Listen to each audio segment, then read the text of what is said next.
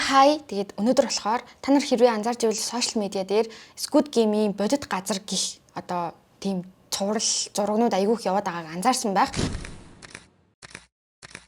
Тэгээ би яг энэ яг жинхэнэ газар юм уу, юу юм бол гэдгийг мэдгээд тэгээ ерөнхийдөө тэр постнуудын доор байгаа комментуудыг нь уншсан чинь Brothers Home гэдэг ийм нэр амар их давтагдсан байсан. Тэгээд би энэ Brothers Home гэж яг хүмүүс яг юу яриад байгаа юм болоо гэдгийг нь хайгаад үзсэн чинь бүр үнэхээр аимшигтай түүхийг олж мэдсэн байгаа. Тэгээд та нартай яг энэ түүхийг одоо өнөөдөр хуваалцахаар шийдсэн байна. За тэгээд тэр Brothers Home гэдэг газар байсан нэг хүний яриаг BBC оруулсан байсан нийтлэлтэй. За тэгээд тэрнийх нь яг агуулгыг та бүхэнд одоо ярьж өгье. За энэ нь болохоор Хан Жонсон гэдэг нэртэй хүний тухай гарч байгаа. Энэ бол яг энэ түүхийн одоо гол дүр байгаа. За тэгээд тэрээр болохоор эгчтэйгээ хамт одоо тэр хулгайлагдсан мөчөө одоо ч гэсэндээ айгүй тод сандгаа гэж ярьцлагадаа дурдсан байсан. Тэр үед хан гэдэг хүн болохоор игч аав хоёрынхаа хамт ингээд хот руу аялахаар очисон байгаа. Аялахаар очисон үед нь ханы одоо аав нь тэнд хийж дуусгах ёстой ажил байсан учраас хүүхдүүдээ хамгийн хурдан бөгөөд найдвартай газар үлдээх шаардлагатай болсон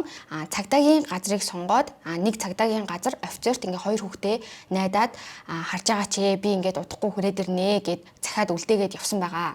Энэ үйл явдлыг болохоор 30 жилийн дараа яг энэ хан гэдэг байгаа хүн ингээ ярьж байгаа. За тэгээд тэр үед болохоор ингэж хэлсэн байгаа. Цагдаагийн газрын урд нэг юм автобус зогсож ирээд тэгээд тийшээ бид нарыг ингээд хүчээр суулгасан гэж байгаа. За энд нь болохоор тэр цагдаагийн одоо үлдээгээд захиад үлдээсэн тэр цагдаагийн ажилчид нь өөрсдөө тэр хоёр хүүхдийг тэр машин руу хүчээр суулгасан байгаа. Тэр автобуснаас бууж ирсэн тэр хүмүүстэй цагдаагийн одоо тэр ажилтнууд нь ямар нэг юм тэмдэг хоорондоо ингээд солилцсон гэж байгаа юм. Нөгөө хүүхдүүд чинь бид нарыг ингээд хаашаа авч явж байгаа юм бэ? Манай аав ингээд удахгүй хүрээд ирнэ гэсэн ингээд уйлаад ойрлоод ингээд явахгүй хичээсэн боловч тэр үед шууд хүүхдүүдийг зодсон байгаа юм. Шууд тэр автобусны дотор бити ингээд ойрлж чарлаад ямар их дуу чимээ гаргаад ингээд шууд хүчирхийлэл үлдэж эхэлсэн гэсэн үг. Тэр автобус тэр хоёрыг хаашаа авч явсан бэ гэхээр ийм халамжийн төв болох Хёнжэ Букжил хүмүүсээр хийлэгдэг газар байсан. За эхлээд энэ газрыг яагаад байгуулагдсан, яг ямар учиртай зорилготой газар вэ гэдгийг хэлж өгье. За энэ болохоор 1980-аад онд одоо яг энэ өмнөд Солонгосын эдийн засгийн хувьд бол маш эрчимтэй хөгжиж исэн тийм үе байгаа. 1986 онд Солонгост болохоор Азийн наадам болж исэн. За мөн 88 онд Сөүлийн Олимп хүртэл болж исэн байгаа. За тэгээ яг энэ томоохон үйл явдлуудын өмнөхөн одоо яг ингээл Олимп болох чинь гэдэг чинь ингээл ард иргэдэн улс орн тэр чигээр ингээл оволцож байгаа ингээл сандралдаал те ер нь бол нэлийн идэвхтэй байж байгаа тийм цаг үе гэсэн үг. За тэгээ яг энэ цаг үед болохоор одоо гудамжны нөгөө нэгдийн газрын урдаас аваад явдаг тэр автобус болж таарж байгаа юм. Эдгээр төвүүд нь мэдээж засгийн газрын тушаалаар те улс орноос нь ингээд бүр дэмжиж ийм юм өрнүүлье гэд ерөнхийлөгч нь хүртэл ийм зарлиг гаргацсан байсан учраас яг энэ төвүүддээ бол төрөөс ийм халамж татаас өгөх асуудлууд бол маш их байсан.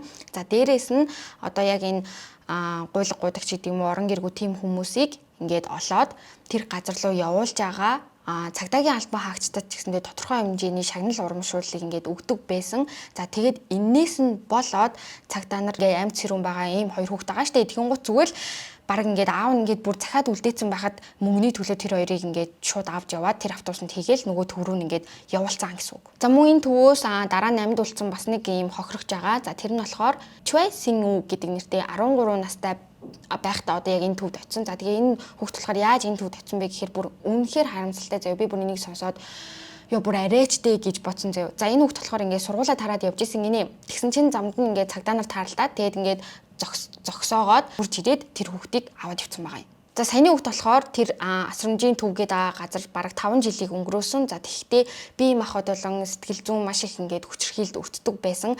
За дээрэс нь одоо тэр газар байгаа хүмүүсийг ингээд анги болгож хуваагаад тэгээд анги болгонд нэг юм дарга сонгот юм байна. Уул ингээд адилхан ингээд шалтгаарын ганц зүйл бол бэлтгэлийн цэнхэр хослол, эрзэнэн гутал, нилонон дотор хувцас байсан гэдэг юм хэлж байгаа. Тэгээ би энийг бодоод бүр ингээд яг Squid Game санаанд орж байгаа байхгүй юу? Угаасаа ингээд бүгдээрээ ийм цагаан ийм кетчиг ийм шахаатай тэгснэ ингээд адилхан өнгийн ийм биеийн тамирын ийм хослолтой байдаг штэ. Тэнгууд яах ч аргагүй ингээд шууд Squid Game-ийн тэр дүр зураг ингээ буугаал тэр хүмүүсийг тэгээ бүр ингээ бөөстөөд биеэр нь дүүр ингээ бөөс хуурс олоод хоол унд нь юу гэдэг байсан бэ гэхээр ялцарсан загас өмхий арвай будаа өгдөг байсан гэж байгаа. За тэгээ тэрнээс нь болоод бараг тэндээсэн бүх хүмүүс ингээ хоол тэжээлийн дутагдалд орсон.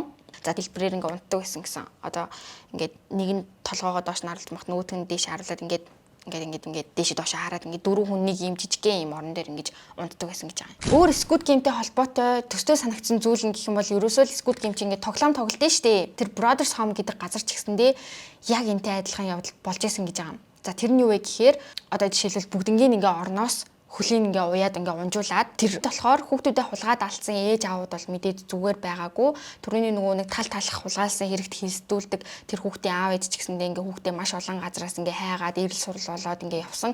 За мэдээж цагдаагийн газарт мэдгдсэн тэндээ тэд нар болохоор угаасаа тэр хүмүүстэй хамтарч ажилладаг учраас одоо тэр алга болсон хүүхдүүдийн тал дээр бол ямар ч тусламж тусалцаа үзүүлээгүй ерөөсөө тоохгүй ингээд орхисон байсан.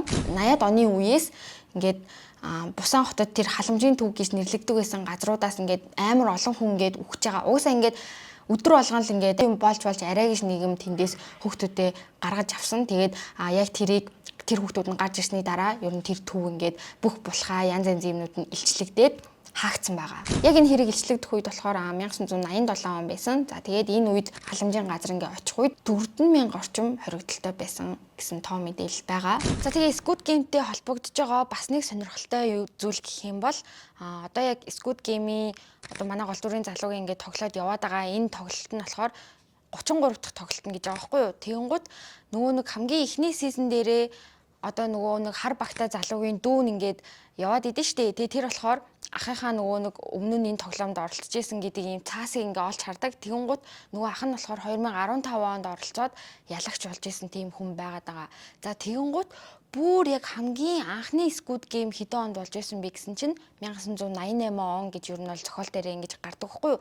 Яг тэр цаасан дээр нь хамгийн ихний Squid Game 1988 онд болж исэн гэсэн тийм хэсэг бас гардыг юм шиг үлээ. Тэгэнгუთ яг саяны нөгөө үйл явдлуулаад тэгээ нөгөө хэд ингээд бүгдээрээ ингээ орныхоо хажууд ингээ зогсоод ингээ залбирдаг байсан гэж байгаа. За тэгээ хамгийн амар нь болохоор тэр сүмд явуулдаг байсан ийм арт түмний шүүх хурал гэдэг нэртэй юм болдог байсан гинэ.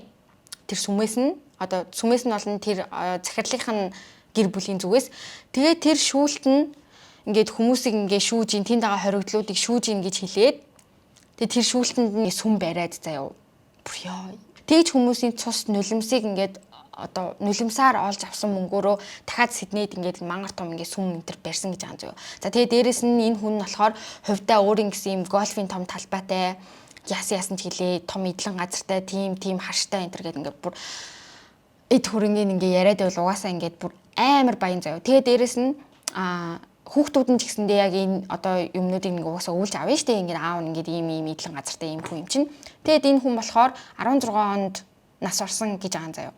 Тэгээд одоо энэ хүний болон тэр бүх аимшигтай зүйлээр ингээд босон тэр мөнгө эд хөрөнгө нь ингээд одоо хүртэл ингээд гэр бүлийнх нь нэр дээр нь байдаг. Харин Brothers Home-оос ингээд гарч ирсэн хүмүүс тэр үед ингээд за нийтдээ тэр газар болохоор 657 хүн нас орсон гэдэг тоо байт юм лээ. Гэхдээ энэ болохоор яг зүгээр тэр үеийн ингээд цаасан дээр буусан тоо. Гэхдээ яг үнэндээ жинхэнэ амьдрал дээрээ энээс олон хүн өгсөн байх магадaltaй гэж үздэг. Хамгийн сүүлийн үеийн мэдээлэл нь гэх юм бол нөгөө нэг эгчтэйгээ хамт хулгайлагддаг хан гээд хүү байгаа штэ. Тэр чинь ингээд баг 35 жилийн дараа ингээд ярьцлага ингээд BBC-д ингээд өгсөн байгаа байхгүй юу. Тэгэхээр одоо нилээ ингээд том насан турш баг ингээд тэр үед 6 настай байсан гэхэр чинь 35 жилийн дараа гэхээр 41 2-той ингээд нилээн том хүн болсон байгаа. Том хүн болсон байгаа юм байна. За тэгээд энэ нь болохоор хизээч ингээд одоо энэ мөрдөн байцаалт болон энэ хэргийг ингээ үнэн мөннийг олуулах ингээ тал дээр хизээж бууж өгөөгүй энэний талаар ингээ гарч ирснээс хойш ингээ тэмцээр ирсэн.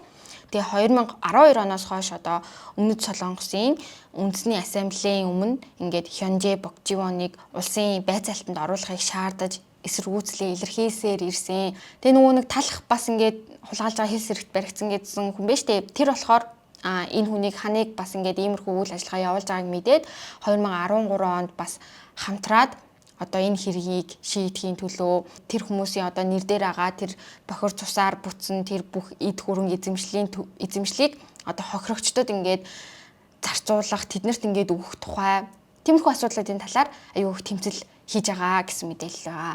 За Squid Game-ийн тухайд гэх юм бол Brothers Home-оос ингээд санаа авсан. Уусаа ингээд тэнд байгаа хүмүүсийн хувцсгнэр тэ байдаг нөхцөл байдал ингээл янз янз юмнууд ингээ ер нь давхцгаар ижил төстэй зүйлүүд маш их байсан учраас одоо энэ Squid Game гэдэг киног Brothers Homo-с санаа авсан байх магадaltaй гэж боддог. За тэгээд найруулагчаас нь хүртэл ингээд та энэ Brothers Homo-с ингээд санаа аваад энэ киногоо найруулсан уу гэж асуухад найруулагч нь бол энэ талаар ямар ч юм тийм эд гисэн гэдэг тийм бодтой одоо оновчтой үгүй.